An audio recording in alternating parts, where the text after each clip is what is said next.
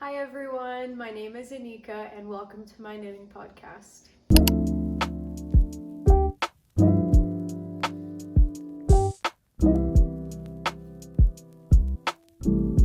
Because this is the first episode, I want to explain quickly about why I'm starting this channel.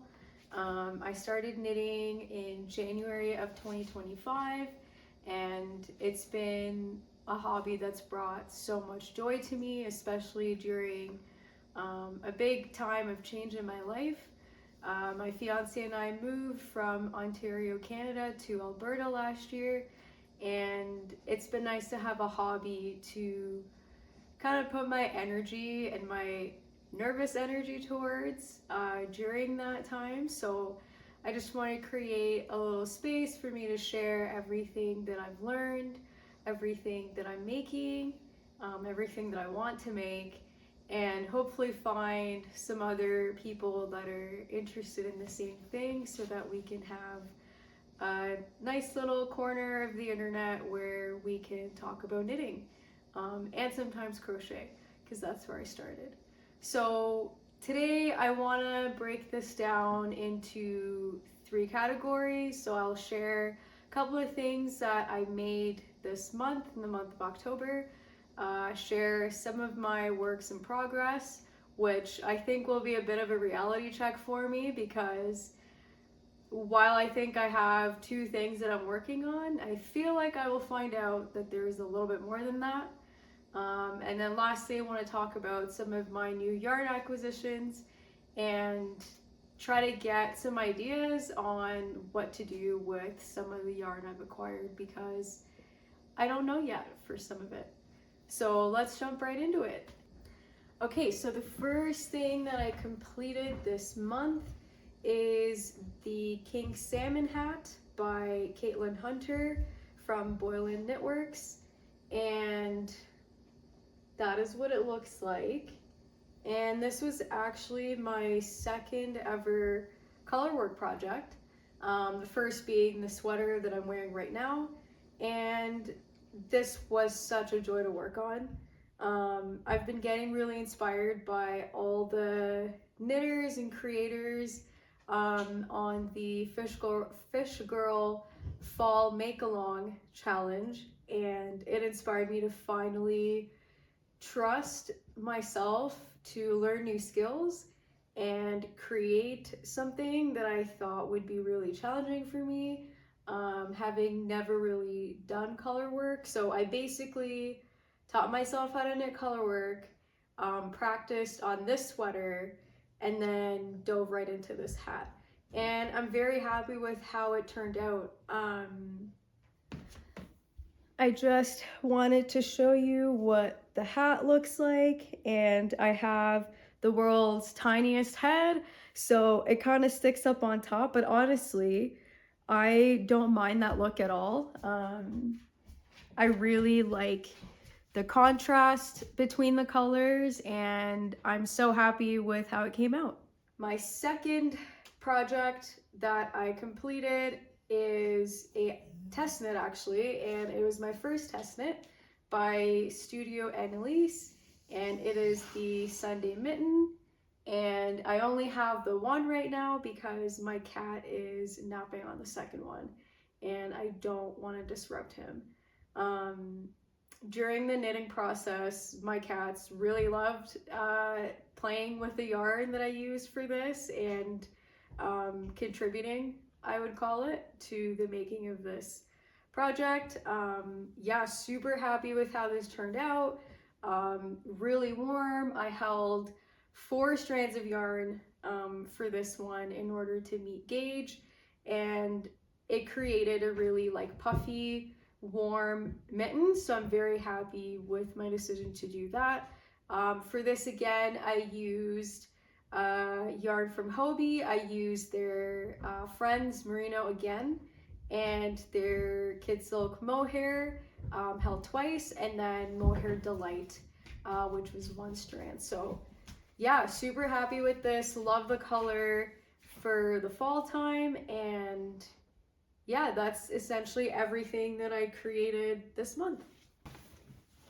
Okay, the whips. So there's a few here, and continuing on with the Fish Girl fall theme, and something I'm super excited to be working on is the King Salmon sweater. And this is what it looks like right now, if I can get it sorted out. And I'm so happy with how this is coming along.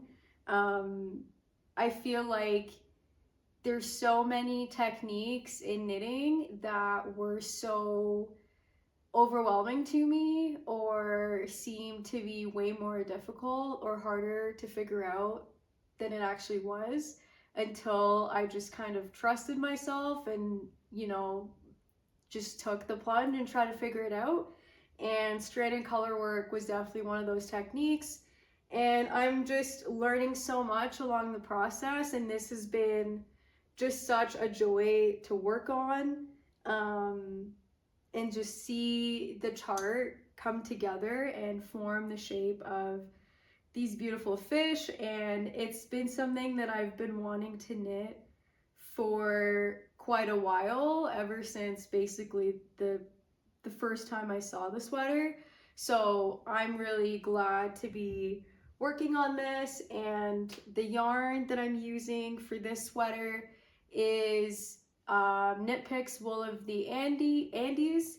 The background color, or the main color, is Persimmons, and then the contrast color I believe is called Onyx, and it's this kind of bluish gray. Here, I'll show you what it looks like. So this is, or Onyx Heather. That's what that looks like. And the main color is Persimmon Heather, and that's what that looks like. And together, that's what they look like. And I'm super happy with this yarn choice so far. I've never knit with this yarn before. I've heard some good things. I've also heard that it tends to pill. So I'll be curious to find out if that's the case. Hopefully not. But I'm willing to depill the sweater if that ends up being a problem. But we'll see. So far it seems really warm. It is a little bit more on the rustic side than what I normally use. I do tend to have really sensitive skin to kind of itchy wools and stuff like that. But I'm planning to wear this with like a long sleeve underneath it anyway, so I don't see that being a problem, but we'll see. We'll see what comes of this. Okay, moving on to my next whip, or I guess set of whips, is a pair of socks. So this is a sock that I'm working on right now. This will be the second ever pair of socks that I've knit. The first pair I knit with just a Patton's, or a Croy, sorry, sock yarn from Michael's, just to try to figure out if I could learn how to knit a sock. Not knowing anything about the type of yarn to use. And I knit that one with a German short row heel. And for this one, I tried to do a heel flap and gusset. I did like a reinforced heel in the back, and then just carrying on to the foot part of the sock at this point. It's coming along pretty quickly. I'm knitting this on, I believe these are 2.75 millimeter needles. I'll put a little bit more information in the description on the side over here about the details for this. But yeah, nothing else to say. I actually really like the color change on this sock. This is the same type of yarn that I used for my other, or my first pair of socks. So this is also a Croy sock. So yeah, that's how that's coming along. And then I also have a second sock that I'm working on. This is a yarn I picked up from a local yarn dyer at a farmer's market in my area, and it is so beautiful. I love the way the pattern is coming out and the color pooling on this. I just have the leg at this point. I'm really not sure what to do with the heel. I wanted to see which heel type I like better, whether I prefer the German short row or the heel flap and gusset. And so far, I'm team German short row. We'll see once I knit the second sock of the other pair I'm working on. But that's kind of what I'm leaning towards right now. So that's what I'm thinking I'll do for the heel on this. But we'll see. I'll knit a little bit longer before I figure out what to do with it. And I think this is 2.25 millimeter needles that I'm knitting this on. It's a little bit tighter gauge, but it is also a much thinner fingering weight yarn. Okay, so my next whip is kind of a longer term whip, I guess. And let me try to find the front of it. So basically I'm knitting a self-drafted sweater or pullover for my fiance, and that is what it looks like. It is quite big, as you can see, so it's taking a little bit of time to work on. I haven't folded down and like properly sewn the collar yet, but essentially you can see it's a 1x1 rib with a folded over collar. I basically got measurements from him and some of his favorite kind of crew neck pullovers to try to build something similar to that for this.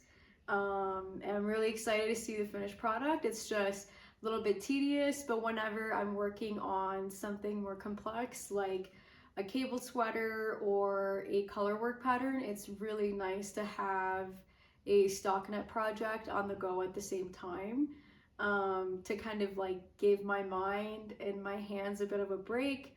It's easy for me to work on this while I'm watching TV or out for a drive, or just kind of wanting to do some mindless knitting. So this has been that project for me. So far it's coming along fairly well. I have a few more inches left to go on the bottom before I start the ribbing, and then obviously both of the sleeves. I'm hoping to be done this for Christmas time. We'll see how that goes, given that I've started and finished lots of other projects since first starting this. But we'll see. I remain hopeful. The back of this is, I kind of attempted like that diagonal or European shaping for the back, and to create enough room for the back.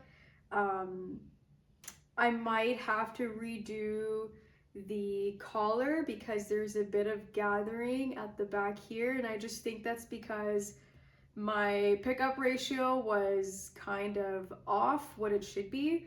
I do really like how tight the collar is, or how it sits, but I think I can still pick up a few more stitches in towards the back and still achieve the same look. So we'll see how I feel when I'm getting towards the end of this project, and whether I'm wanting to do that. I don't think he will notice at all. I don't think it'll matter a whole lot to him, but I will notice it every time I look at him wearing this sweater. So for the sake of my own mental sanity, I might frog and redo the collar. We'll see. We'll see. More to follow. I'll let you guys know if that's what I choose to do. Okay, on to the last little segment, which is acquisitions, future plans, random ideas. Yeah. So first, I have this swatch that I made for a striped sweater that I want to knit, where it basically alternates between a solid color and a mohair to be a little bit more transparent. So that's what it looks like. I saw this sweater from Orsa Makes, I think is the name of the creator on YouTube, and she was wearing this black sweater with stripes essentially similar to this, and I thought it looked beautiful, so I wanted to try to create something similar, self-drafted. I think I could probably find the pattern that she used and try to use the same pattern, but I kind of want to challenge myself and create something from my own brain and change the stripe thickness a little bit as well. So we'll see what that looks like. If it's not successful, I might just give into using the pattern, but for the time being, yeah, I'm really happy with what this swatch looks like. It's using the same Hobie yarn in merino and kid silk mohair that I used for my King Salmon hat.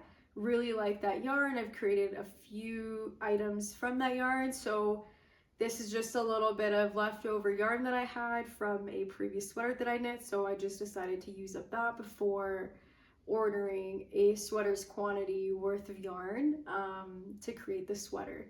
So that's the first kind of swatch of something that I want to make. Next, I have 2 hanks or skeins of this beautiful alpaca yarn, and I don't know if you can tell, but it's this beautiful dark chocolate brown color. It looks kind of black in certain lighting, but when it's in the sun, you can tell it's like this beautiful chocolate brown. I bought this at a local alpaca farm at one of the summer fairs that they had, and it's made out of some of their own alpacas, which is amazing. This is 3-ply yarn in a DK/worsted weight. And I have 2 skeins of 100 grams each. I don't know if there is a sweater vest pattern that calls for this quantity of yarn. So everything that I've looked up so far asks for over 300 grams, and I have 200 grams. So if anybody knows a pattern for a sweater vest, I'm envisioning like a v-neck that's kind of cropped, that I can use this yarn for, please let me know, because it's too beautiful to not want to knit into a garment. It's extremely soft and lofty and just bouncy and just beautiful. So I don't want to use it for an accessory. These were the only 2 that were left in this color. So that's what I bought. I should have bought 2 more of like a contrasting color maybe, so that I would have enough to knit a proper garment out of, but I wasn't thinking. So yeah, let me know if you have any ideas for what to knit with this. Okay, and the last acquisition that I have, because I feel like I am in my sock knitting era, is some sock yarn. So I bought some sock yarn from Knit Picks when I ordered the yarn for my King Salmon sweater. I believe it's Stroll. I have an orange and kind of a medium to dark heathered gray as kind of base colors. And then I saw this creator on Instagram, I think her account is called Stone Knits, who does these beautiful colorwork socks, and I thought, what better thing to make than colorwork socks, which are like my 2 obsessions right now. So I bought this mini pack of skeins, I think 1, 2, 3, 4, 5, 7 skeins that I can use for some of the color work. So that's super exciting. I have to figure out what I want to make.